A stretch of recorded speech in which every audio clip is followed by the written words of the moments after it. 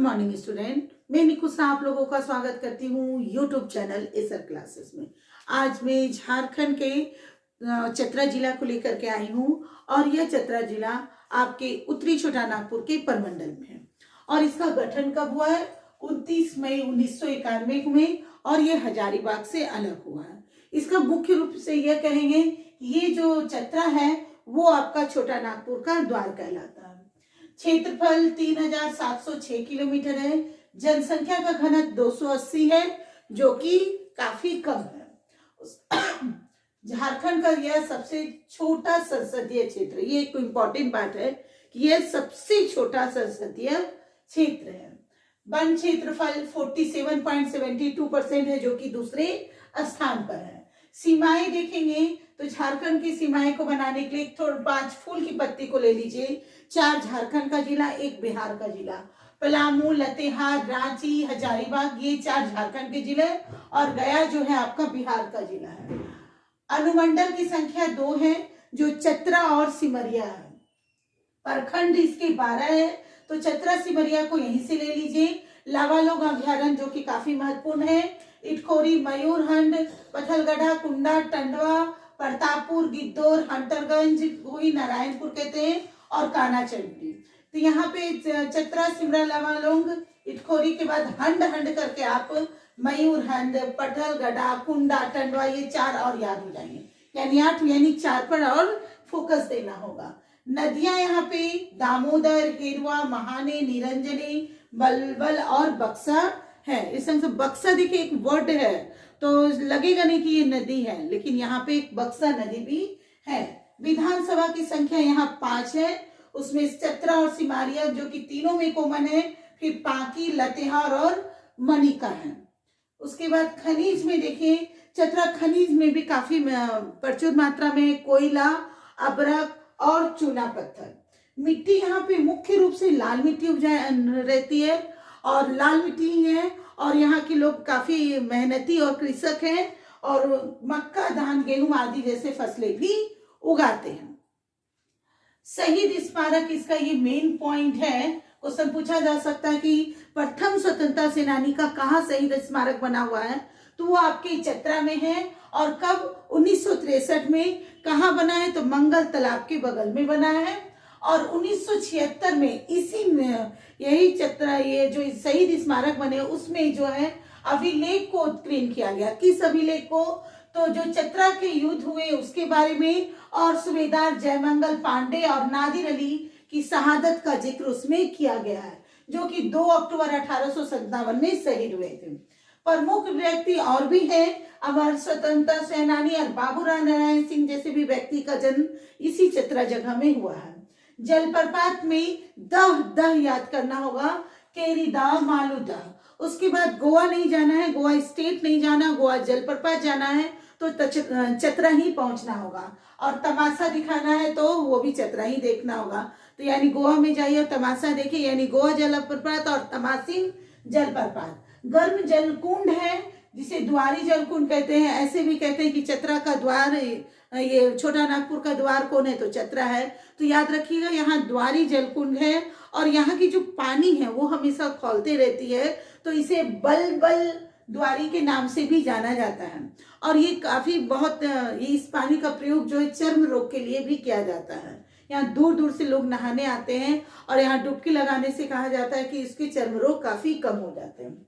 फिर शिक्षण संस्थाएं में मुख्य रूप से जो है वो है RNH महाविद्यालय, RNH महाविद्यालय।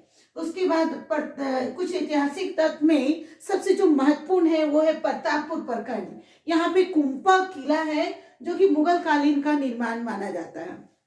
माना नहीं जाता, मुगल कालीन में ही इनका निर्माण हुआ है। और 2 प्रमुख मंदिरें तो यहाँ बहुत हैं, लेकिन आपको 2 प्रमुख मंदिर याद रखना है, भद्रकाली और दूसरा कालेश्वरी पहाड़ में कालेश्वरी की मंदिर। तो भद्रकाली जो मंदिर है वो आपका 3 धर्मों को समेटा हुआ है।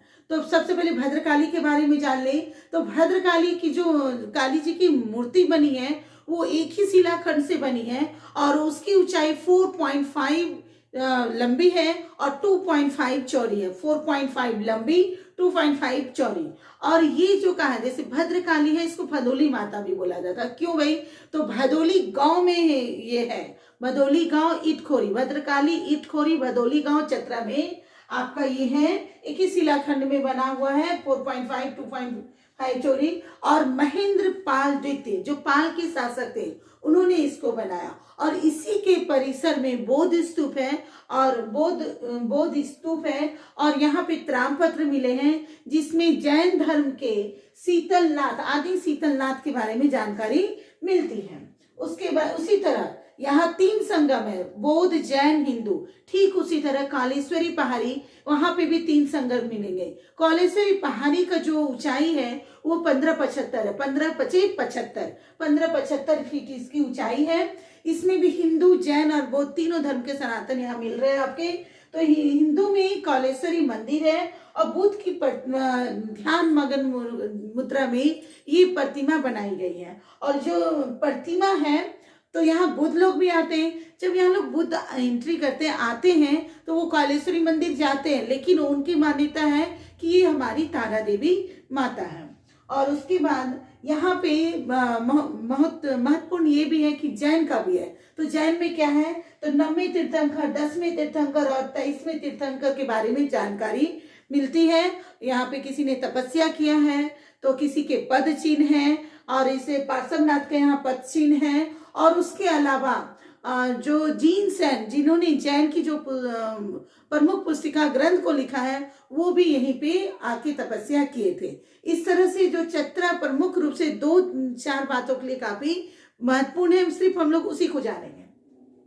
तो एक तो इसके गठन के बारे में आपको याद रखना होगा, 29 मई 1991 को गठन हुआ है। और प्रवेश द्वार, ये क्वेश्चन बहुत बार पूछा जा चुका है कि झारखंड का प्रवेश द्वार या छोटा नागपुर का प्रवेश द्वार, तो आपका चतरा ही है। और ये भी क्वेश्चन इंपॉर्टेंट बन जाएगा कि झारखंड जिला में झारखंड के कौन से जिला जो संसदीय क्षेत्र से सबसे छोटा है। वन क्षेत्रफल भी पहला नहीं पूछ करके कभी कभी हमेशा दूसरा पूछा जाता है। उसके बाद इम्पोर्टेंट खनिज तो कोयला है। और इम्पोर्टेंट में शहीद स्मारक जरूर याद रखिएगा, पूछा जा सकता है क्योंकि इसमें परिवर्तन ही बार बार हो रही है। जैसे 1963 में शहीद स्मारक बनाए गए, 76 अभिलेख उत्कीर्ण किए गए। फिर उसके बाद और ये प्रथम स्वतंत्रता सेनानी है, इसलिए भी काफी इम्पोर्टेंट है। जलप्रपात भी कि मालूदह जलप्रपात का, ये चारों दे दिया जाएगा, केरीदा, मालूदह, गोवा और सिकरिया जलप्रपात। इसमें से कौन सा जलप्रपात यहाँ नहीं है? तो सिकरिया जलप्रपात आपका चतरा में नहीं है, तो इसलिए माइंड में रखना जरूरी है। दुआरी जलप्रपात द्वार से है, तो इसको भी आराम से आप रख सकते हैं। प्रतापपुर का प्रखंड भी इम्पोर्टेंट है। और सबसे इम्पोर्टेंट यदि है तो वो है भद्रकाली की मंदिर और कौलेश्वरी की मंदिर। कल्याणेश्वरी नहीं बोलिएगा, फिर वो आपका बंगाल चल जाएगा। कौलेश्वरी मंदिर, ठीक है। तो कौलेश्वरी मंदिर एक्चुअली ये कोल जनजाति और मुंडा जनजाति की देवी है, कुल देवी को माना जाता है, ठीक है। आपको ये मेरा वीडियो पसंद आता है तो आप इसे लाइक करिए, सब्सक्राइब करिए, कमेंट करिए। Thank you.